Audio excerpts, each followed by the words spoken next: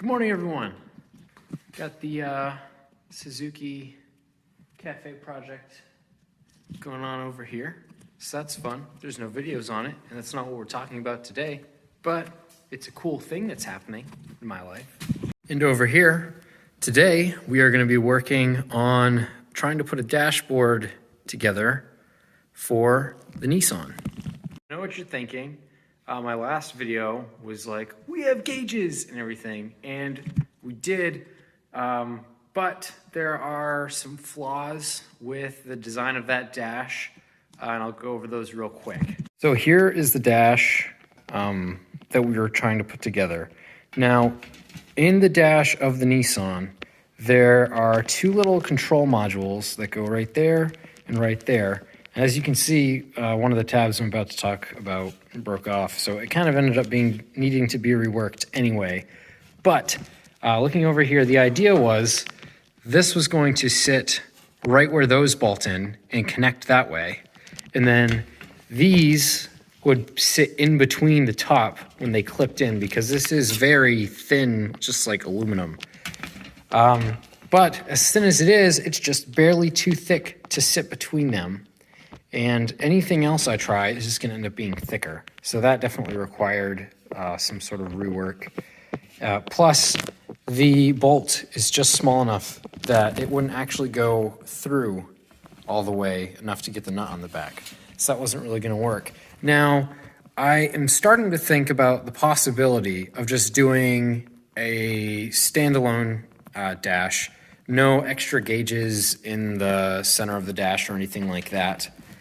Just because I think it'll be easier, and I think we can get the car running much faster that way. Plus, if ever I decide to add any other sort of instrument cluster, or let's say I decide to turbocharge it and I want to get some sort of boost gauge, I will have a place to put more stuff. So I think that's what we're going to do. We're going to try to fit everything in one dash, and we're also going to try to make it out of plexiglass. So we'll see how that goes. Good news is I don't think we're going to be starting completely from scratch. I think we're going to try and use this basic shape and just get all of the gauges in that shape, which I know that I can do because I've already lined them up and they all fit within this flat section before it gets bent. So I think we're going to try that, and then the real battle will just be trying to figure out a way to get it mounted that hopefully doesn't involve zip ties. For some reason it doesn't work out, I bought a lot of plexiglass, so I can always just chop out what I mess up and start from scratch with a new design if I have to. It's like, who needs vice grips when you have a big old gallon of washer fluid? This is also a good time just to mention real quick that I'm gonna go through all of the stuff that we're doing today, and then at the end I'm gonna have like a Q&A kind of closer look thing, so stick around for that.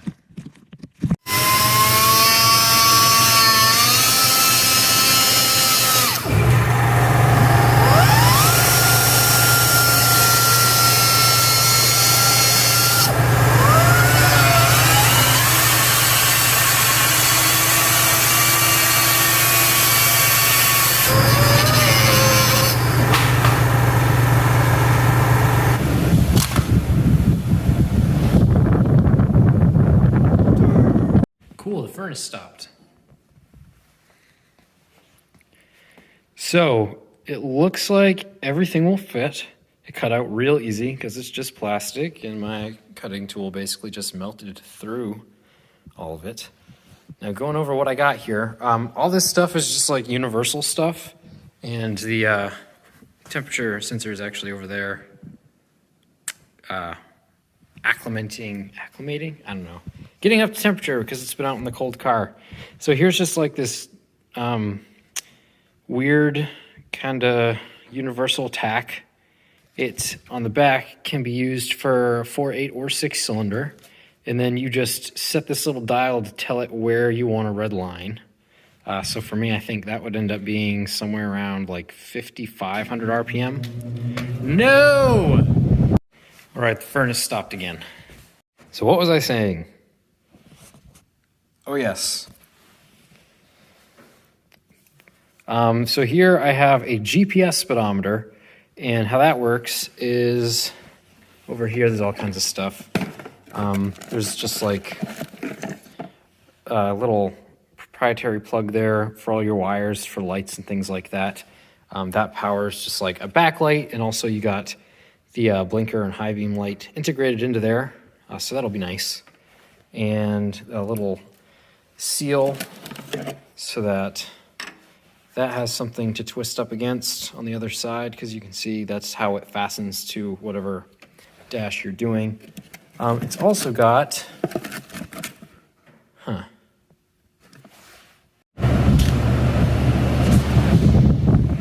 It's also got this little antenna that you can see kind of coax style, just screws into the back there. And this is a GPS antenna, and it just calculates your miles per hour, and there you go. This particular one also comes with a replacement bulb, I think. Yep, a little replacement bulb for that. I just picked this dummy light up at AutoZone, I believe, in Newport. AutoZone or Advanced Auto. So, yeah. Then, of course, I have a voltmeter, a oil pressure sensor, and the temperature sensor over there that's kind of hanging out. Now, all of these have integrated backlights, except for the three metal gauges there that belong to that set. This tech has some stuff in there. If any of you are wondering why this looks like this, it's because this originally came, This originally came with the intention of like mounting it on a stand on your dash. And I said, that's dumb, but it was also like the cheapest one with fairly okay reviews. So I said, you know what, I own razor blades, and I just chopped that off and I put some black tape over it to kind of add some friction when it goes through there, and also just to cover some of the rougher edges of that. It looks seriously horrible, but I'm hoping that you're not going to be able to see most of it by the time it's done. So yeah. Now, I'm not too sure what I want to do. I kind of think it would be cool to have this as a part of it, just mounted there at the top like that, and then these gauges in there, because this also has kind of a chrome accent on there, and it fits, like it looks like it belongs. The only thing here that doesn't really look right is the tack, but I can always replace it later. For now, this is really cheap, so that's what we're going to try. Yeah, anyway, I think I really like that. I think I'm going to try to get that integrated in there. I think we'll give it just a more premium, more of an actual dash look than like some crazy redneck threw this together in his dad's garage one afternoon.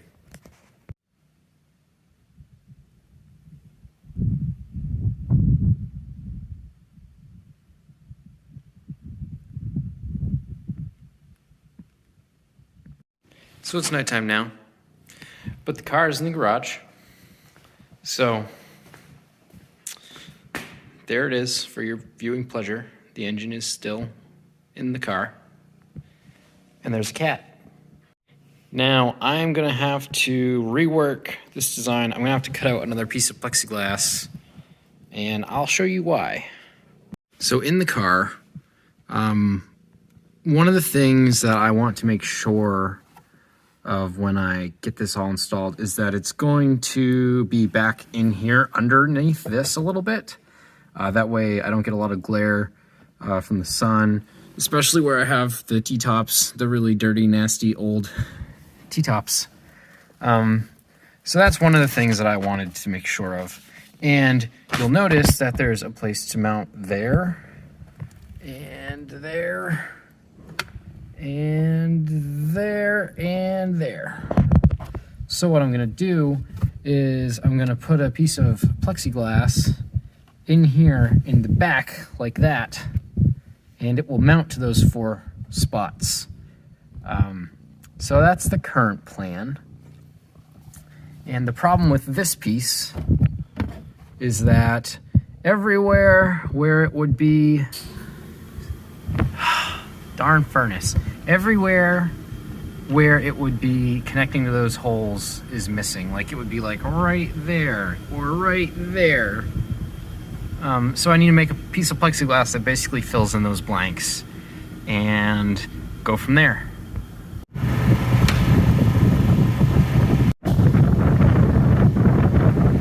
So I got this all mocked up, and I've done probably the 3 easiest holes, 2 of the mounting ones, and then these little squares show where the other mounting screws will probably end up going. And I actually, it turns out I'm going to have to go to the hardware store tomorrow, try and see if I can find some screws that fit, because apparently somewhere in all the hustle and bustle of tearing the thing apart, I only have 1 screw that actually fits the side mounting points there. And if I need to space this, obviously that's very short. It won't focus, but there it is. It's very short. So take that to the hardware store, see if I can get another one like it, and then try to figure out what the top ones are going to take, because they're not the same. But in the meantime, all of my gauges fit in this, and I have done the easiest thing, which is the little alternator battery light, because you can just drill that one out. Now I have a circular saw. Where is it? Oh, it's right here. 3 1/4 inch circular saw that I can use for these. And that's going to be pretty darn close. And the best part about this, as opposed to this, is that the plexiglass will file a lot easier and a lot more evenly if I need to make a little more room. So I'd say that's the next step. 3 holes down. Got 3 more to go. So after going over to the toolbox and looking, this was the only other size that we have, apparently. And it is much too small. And this one is obviously much too big. So tomorrow, when I go and try to find a longer version of this, I'm also going to try and find a 2 1/2 inch circular saw. Oh boy. Oh boy. So it's the next night now. It's been 2 days. And we've gotten some stuff done. We're certainly not going to be driving this thing tomorrow, that's for sure. All right, so first of all, what little bit of wiring we were actually able to accomplish. Don't pay any attention to any of this stuff. This is just wires that I have run into the car, and I've labeled them all with letters so that they're easy to track. They're not for anything in particular at this point, although there is 8 of them, and you do need 8 of them for the speedometer that I got. So it's likely they will be used for that. Now, some actual wiring that we have actually done, is the fan. Right in there. Now, this setup, what we did was we have a pull-through fan. All that means is that it's sucking air from the front through to the back. That's just because of space. That was how it was going to fit. So that's what we did. Now there are 2 wires coming out of this fan into a little plug, which is what that little rectangle shape all taped up is. And there's a blue one and a black one. On this particular one, the blue is positive and the black is a ground. And the pins in that plug are just basically male versions of plate pins. So that was easy enough to adapt to what we needed. And then we just taped it up so that it doesn't come apart or it doesn't short anywhere. Now, the red wire coming out of there is the new positive. So it's a continuation of that blue wire. What we did was we ran it up here next to our fuel rail that we ran. And it comes right up here. We zip tied it to this, and it comes across and plugs into our switch in our thermostat housing. And then the other one just goes from there all the way around here to where this red one is. And this is just a stud. We installed this. This is just like a block. None of these are even connected. They're all just insulated from each other. And they're insulated from the firewall. So it's good for routing power. But anyways, this is just going to be a power constant. This is just going to be wired directly. That's just going to be connected via some sort of wire directly to the positive terminal of the battery, which I should probably replace at some point. Now that black wire, which is just a continuation of the black wire coming out of the fan, that is just running up the same way here. And we found a spot to ground it right there. Obviously we'll sand that all off. So it's a nice clean connection. But yeah, that's just ground. And we did put a battery on the fan just to make sure it works, and it is pulling through. It's doing exactly what it needs to. We just stuck a piece of paper in front of there, and it sucked right up against the edge of the radiator there. So the fan is working. Whether it's going to be enough to cool it off or not, we will soon see. But yeah, so the fan is all wired up, which is fantastic. The other thing that we have finished, is my speedometer documentation, is getting this plexiglass dash all set up. Now this fits in back behind the switches that go on the side in front of those. I may end up having to chop out a little bit of that corner underneath where that hole is, just to leave room for the cables for those switches to come up. And I'll show you those switches in a second so you know what I'm talking about. But it fits in good. It goes in without having to bend too much, and everything is fastened to it nice and tight, except for the tack, because I'm probably gonna just put a band around there. I'm honestly thinking by the time this is all ready to go in, I will have gotten a new tack, because it doesn't look right. I don't like it. We'll see though. It'll work to get everything wired up anyways. So yeah, so this is basically ready to get started getting it all wired in, and that is why I've been running wires into the cab, although I don't know if I'm gonna have time to be able to actually do anything with these at the moment, but at the very least they're all run in and they're all labeled with letters. So I know which ones are which, because obviously I don't have a different color for everything. Yeah. Getting in the car here. Oh, this tiny little Japanese car. The switches that I was referring to are these switches. These little side control button switches that sit right. I'm sure you've seen them before. If you're looking at this. I can't actually. All right, I set the phone down for a second. But yeah, these switches, those ones. This dash is going to sit back in there far enough that it's going to be well enough behind those that they should still be able to be plugged in and control like at least the headlights and the blinkers and things. We're thinking about turning this into a horn where it's just like a spring-loaded switch. And then just doing an aftermarket steering wheel, which I kind of like. I've seen some cool like chrome and wood grain handles that I think are really good, that look really nice, and I think that's what we're going to do. And we'll figure out how to get this wired up to be a horn. And then the dash is going to mount on that hole and that hole right there. It's kind of not focusing. There it goes. And those are just sheet metal screws, places to go through the sheet metal screw. So you don't have to be too careful about what you put in there.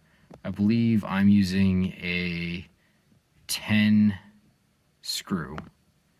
It's 3 inches long. and then just plastic spacers to go behind the dash, because as you can see, that plastic air funnel there for all the ventilation, which I'm not committing to removing at this time, because it's obviously like would be a whole big thing to do, and also because I'm not fully committed to the idea that I'm never going to have heat in this car, or that I'm never going to set up some sort of air conditioning. So I'm going to keep those for now, but it will fit. And then we will be able to find some stuff like high beams and blinkers and things with these switches to wire up to the speedometer.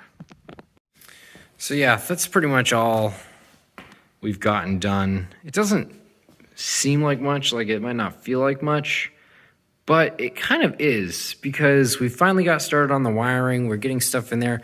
And honestly, a big thing that was really holding us back in terms of getting wiring done was that dash. So just getting that done is crazy. Just getting it cut out and knowing that it's going to be able to mount and knowing how to mount it. That was something that I've been working on for a while now.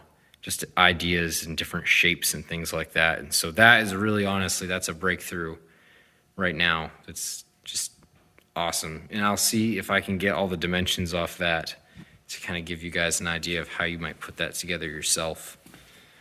But it's obviously not a complicated shape. It's just plexiglass that goes, from one point to the next with a little space cut out, really poorly cut out, so that the steering wheel can go up and down. And then you just put your gauges wherever you want. And I was not able to get the chrome piece. I know I mentioned that in the beginning, to stay in the front. I was kind of hoping for that. It didn't work out, but I was able to use it to secure the gauges up against this piece so that I didn't have to figure out how to do that aside from the intended way. So that worked out really well, because that means that all these gauges are also straight, at least with each other. Maybe not with my kind of poor cutting out skills, but they are straight and they are solid. And that big piece of metal there really helps to sturdy this piece of plexiglass up, because obviously it's just kind of thin plastic. So that's nice. And we're ready to start wiring that up.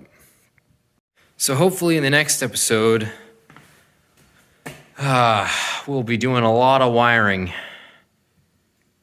And it's kind of weird to think about that, because it's like, it is carbureted, so what wiring even is there? But all that wiring, all the backlights and all the different sensors and things, and getting that temperature sensor into there. There's a port here on the side of the block that I can't see from here, but it's down there that needs to go into.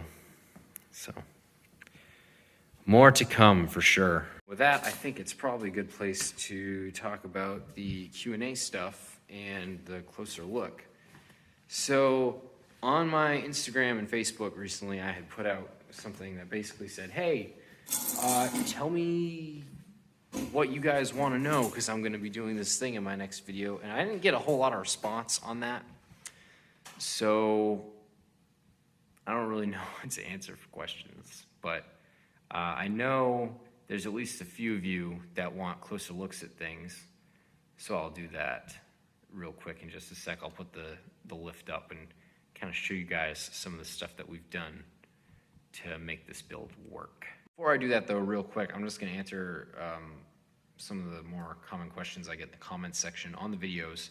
The first one being, where did I get the mounts, or how did I get them, or what kind did I get?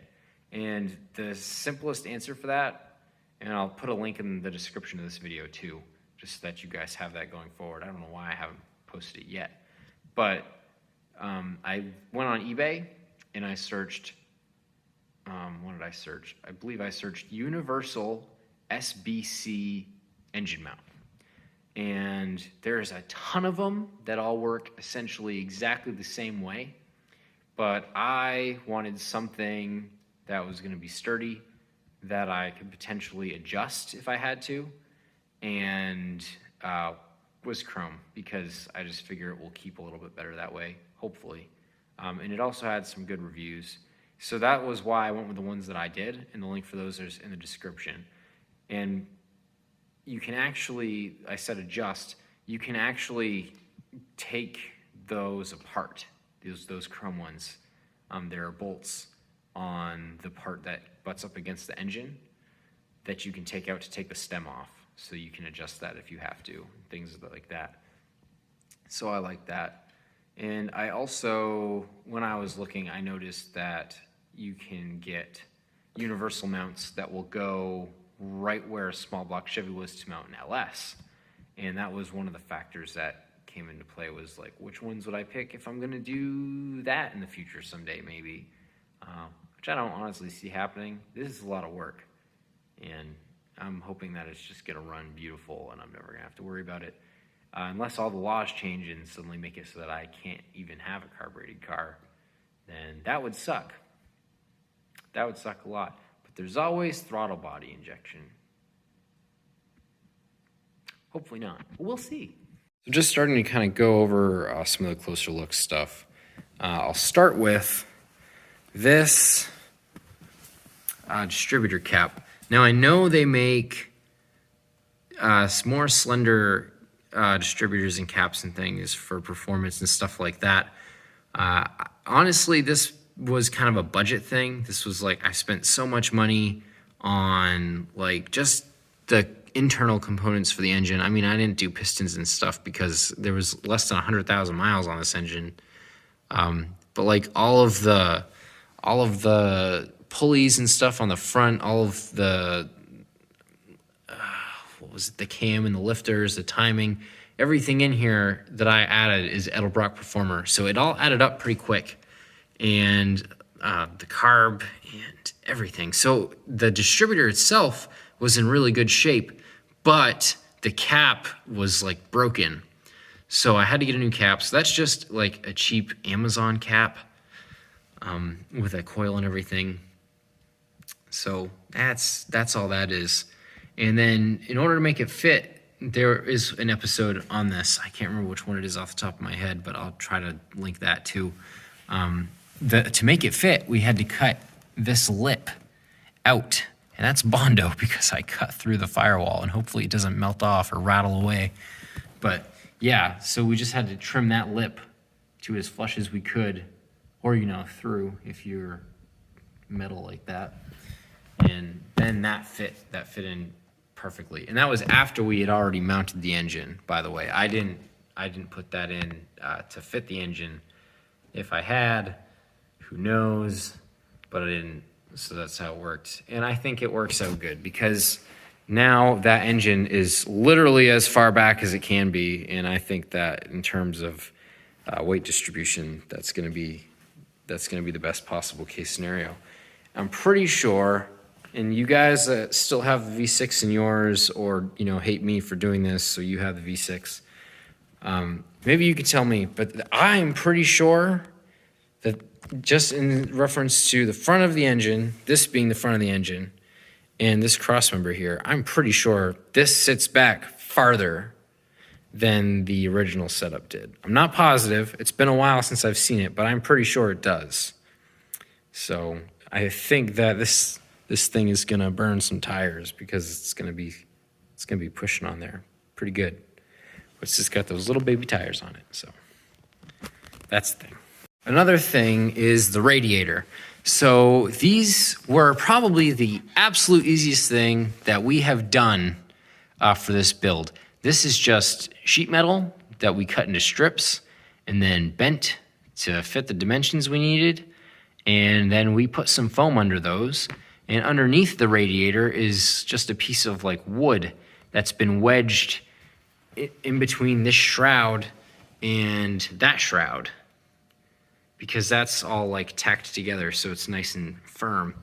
And it's wedged in there, and then this is wedged on top of that, because there's actually like a lip underneath that radiator throughout the whole length. So this is pushing down so much that this doesn't move.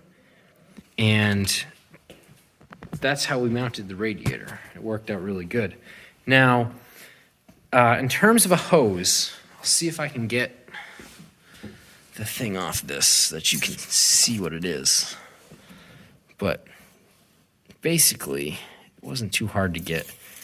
We just gave them the dimensions we needed for the inlet and outlet, and then it was just a 90-degree hose that we cut to fit. But I wonder if it's possible. I don't know why there's a sticker over the sticker.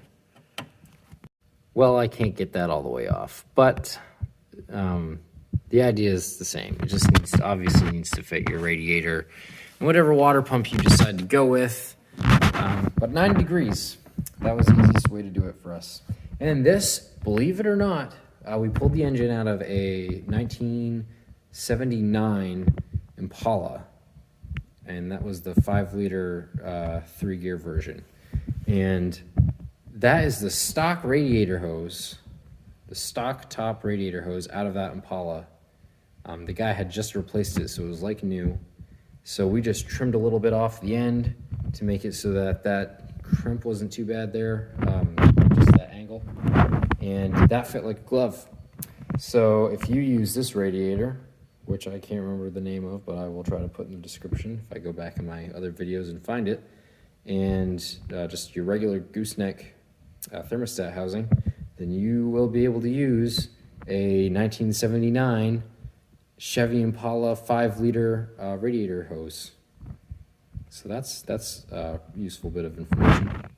Another thing worth noting, now these cogged gears, I really wanted the cogged gears because I wanted as little belt slip as possible, because whatever horsepower we're able to actually crank out of this thing without like applying any boost or anything like that, or like upgrading, you know, serious internal components, I wanted to get. And it's one of the reasons why I don't have any AC compressor, I don't have any power steering, and obviously as well as to, you know, save on space, because another thing is I want this to be really easy to work on. But yes, so these gears, these cogged gears. Now, I'll try to get in here and show you. All right. That's a big water pump pulley from this angle. But that water pump pulley, that's easy enough. That went right on with all the stock hardware that came with the stock pulley on this, I believe, tall. Yes, this is a tall small block water pump. So that went right on exactly how the previous pulley was on, because this goes over the water pump. The flat side is out. Now, this one, the crank pulley, that I had to order custom Allen head bolts for, because I don't know if you can see it from here, if I can get a good angle on that, but that bolt, the head of that bolt is like right up against that pulley. You cannot get a wrench on that if you use regular bolts. So I had to custom order those. And I don't have the specs off the top of my head. I probably won't look those up because they're the same for all of them.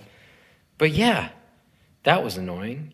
So now I have really nice and expensive chrome Allen head crank pulley bolts. So that's a thing. And the chrome alternator pulley was kind of a gimmick, as you can see, because it's covered in rust just from sitting outside. So that's annoying, but whatever. I'm probably going to have to replace the alternator at some point anyway, because I think this one's it's got a little squeak to it. So maybe I'll order a new pulley to go with that. And the belt, I believe, is just some sort of universal belt. You should be able to find one online, depending on what you go with. I think we talked in the last video or so about the spark plug wires. They're all just universal, the longest things I could find that had straight ends on one side and 90 degrees on the other. Those are just Amazon ones. They're cheap, but they're coated in silicone, so I have been told by a few people that as long as they're not touching the manifolds, they should be good. And as I went over in a previous video, those coat hangers sure are doing the job. They haven't really moved at all. And again, I don't know how, a vibrating engine might affect that, but they're doing real good so far. Another thing I will mention, especially in regards to the dash, is that when I removed the dash, I had this whole dashboard out at the time.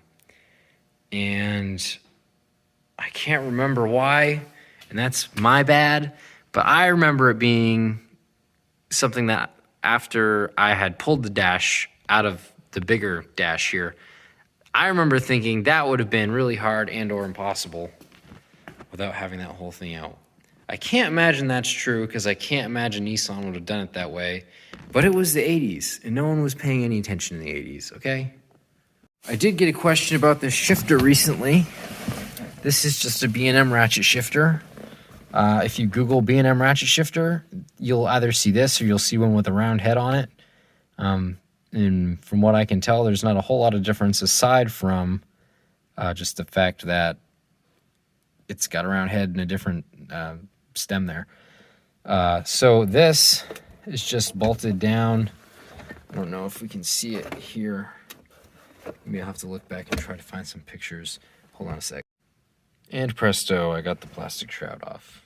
So yeah, what we did with this, we took out the stock shifter, obviously, that goes without saying, but then there's a hole under there, and what we did, instead of trying to figure out how to mount this around the existing hole, was we took a piece of like thin aluminum, and we just bolted it over the hole, mounted this to that, and then drilled our hole where our shift cable needed to go through.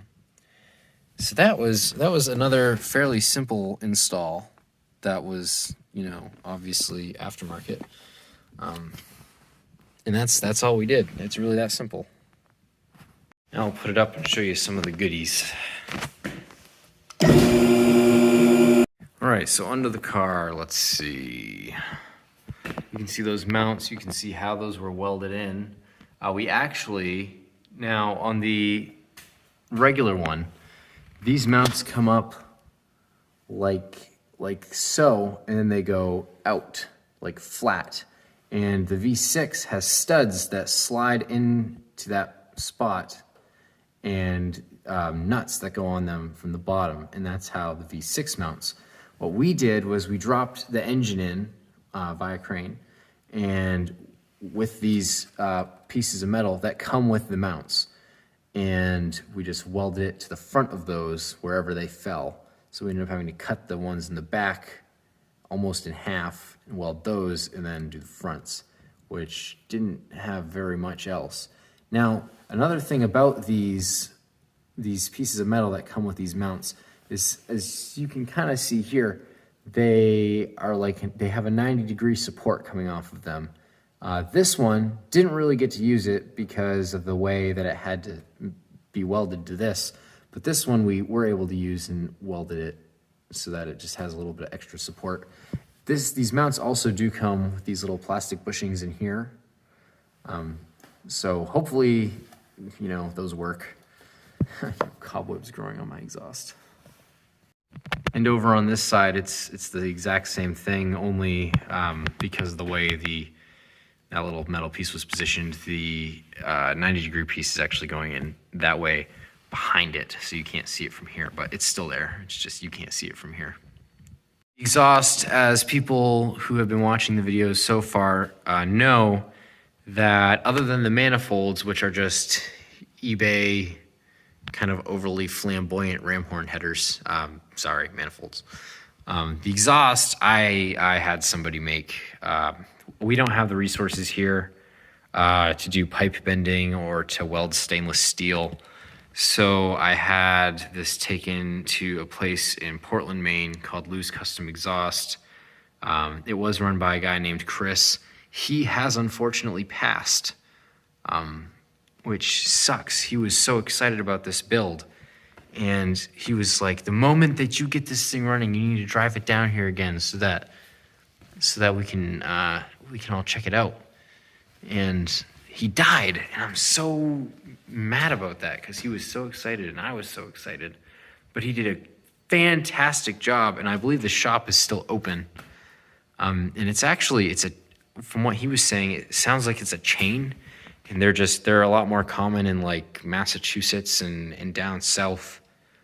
But he had started his own up here, so yeah, that's where he did it. This exhaust, the muffler, the tip, everything you see here that isn't manifold cost me $750. I mean, plus the U-Haul rentals and gas to get it down there. But it was $750. That was my bill at the shop for this exhaust. Now, originally, I had wanted to do a dual exhaust, but you can see there's a problem with that. And it's not just that there's a gas tank there and that there's no hole in the fender. There's all kinds of stuff over here. This is where your spare wheel goes. Could you cut that out? Yeah. Would you want to? I don't know. I kind of would like to have a spare wheel in the thing. And then, of course, that's where your gas tank funnel comes in. So that's a problem. And then there really isn't a good spot over here for exhaust to come through.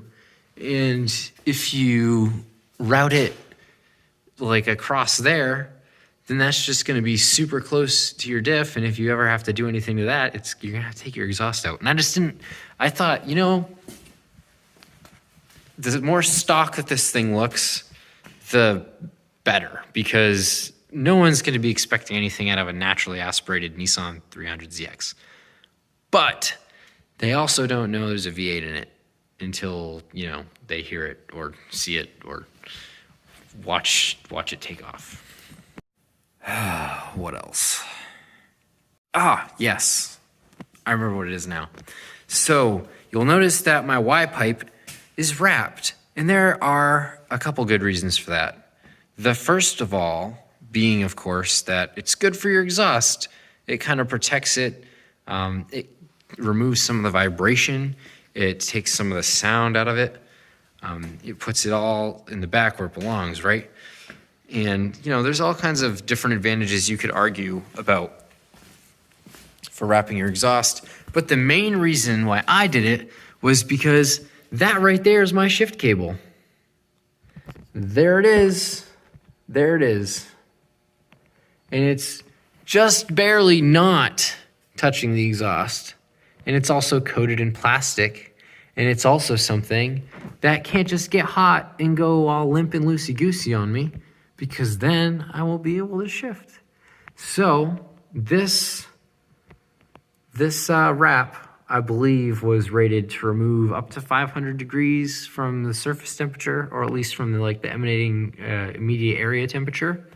And at that point, this cable should be okay.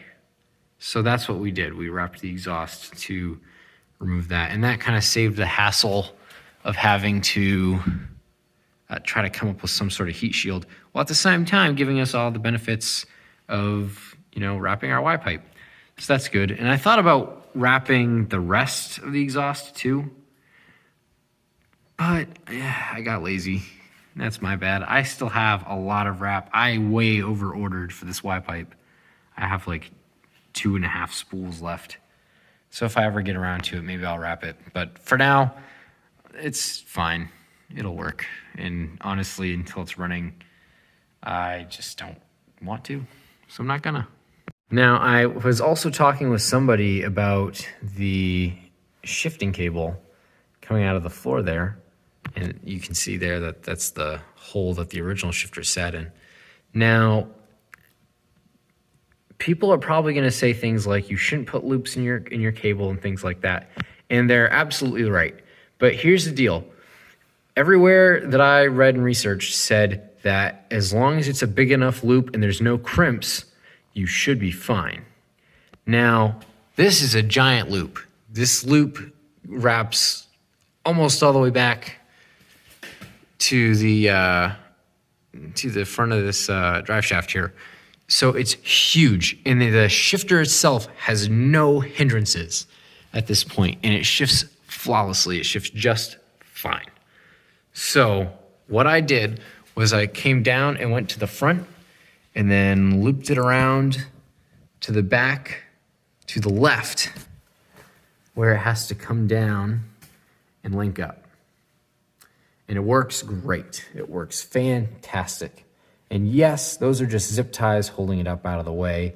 It actually wasn't hitting anything that would be that big of a deal. I mean, the transmission gets a little warm, obviously. And then there's the drive shaft, but it wasn't quite getting to the drive shaft.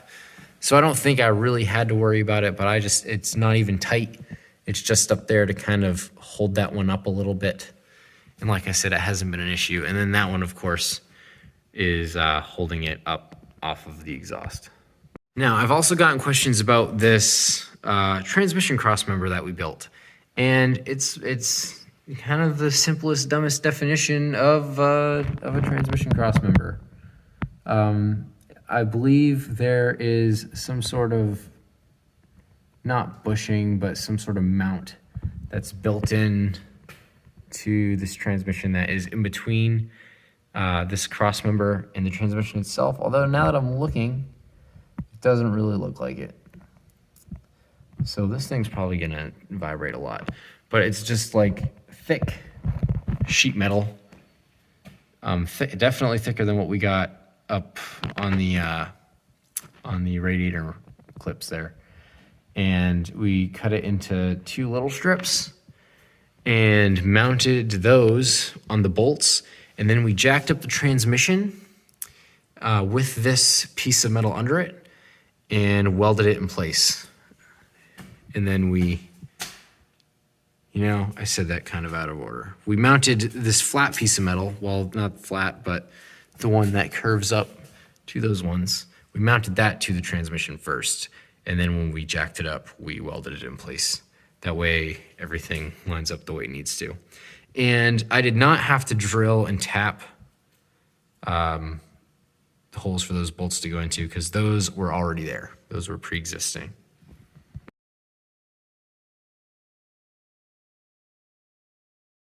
So, there's a few other things I'll talk about just real quick before saying goodbye to everyone. Now, the transmission lines to the radiator, I don't even know if you can see them. There they are, there's 2 of them. Now, I used 90 degrees on the radiator. If for anything else, just to kind of try and keep a lower profile on the front, not clog it up too much. And then I just ran those across the top of that rail and down the side of it right there. And they're under the exhaust manifold, so they shouldn't get too much heat. And these are just high pressure power steering lines. They're a little higher bit pressure than others, just to stay on the safe side. But I've been told that they should be okay. And then in there, and I wonder if I can turn my flashlight on. I can't. All right, there we go. Now we can kind of see. And there, I just used straight fittings. And it gets past that cable there, and it gets me out. Now, I will say, that was really, really tight and difficult to do. And I would definitely recommend, if you're gonna do, there's not really a good angle to get to it, but anyway, if you're gonna do that stainless steel braided transmission dipstick, like I did, which again is just something you Google universal turbo 350 transmission dipstick, this like flexible braided one, you can kind of see it up there. There it is.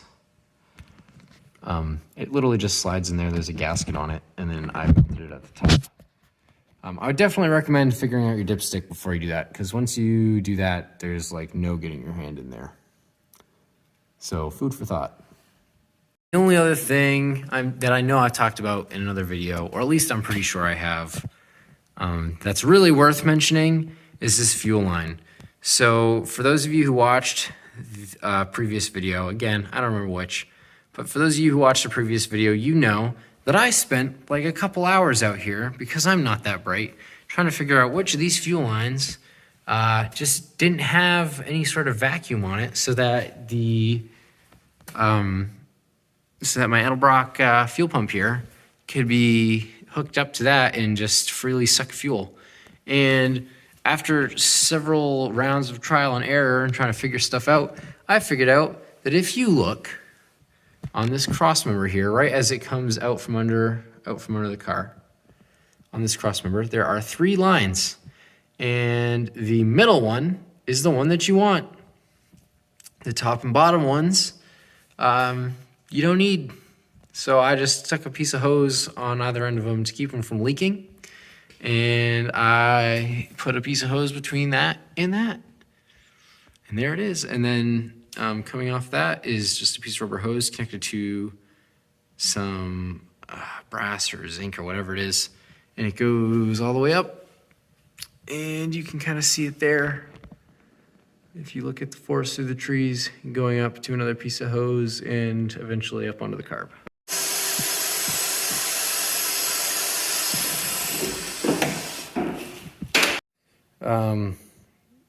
I know right off the bat that the battery light to start the car is really easy to wire up. You just need to put one of the wires to right here off the skinny wire coming out of your alternator. Actually, now that we're at the alternator, I'll just mention we got the alternator pretty much wired up, aside from the battery light.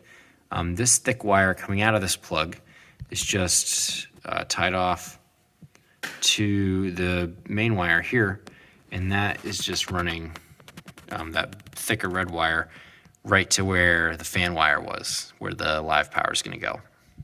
And then the other battery cable, because there's two leads coming off the battery light. The other one is just going to go to another one of these, which is going to be wired for key power, so only when the key is turned on. And we probably would have had the fuel pump wired up tonight, wherever that is, but we wanted to put a relay in line with that, so that's what we're going to do. So yeah, that's where we are for now. I'm very tired. It's almost 1 o'clock in the morning. I gotta work soon, so I'm gonna go to bed. Thank you all for watching, and remember to hit that subscribe button and that notification bell and all that other stuff. If you care to ever see this thing get finished, I know I would, but I have to actually do it, so that's the thing. If I missed anything or you have any more questions, let me know in the comments. Follow me on Instagram. I usually post stuff there before I let the videos go up, just because pictures are easy. And there's also a Facebook page for the shop where there's a whole collection of photographs from this build, even before I was making videos. So if you want to go check some of that stuff out, the demolition, things like that. I think there's a picture of one of my friends sleeping in the engine bay of the Nissan, so that's something. Have a good night, everyone. Stay safe. God bless. Bye.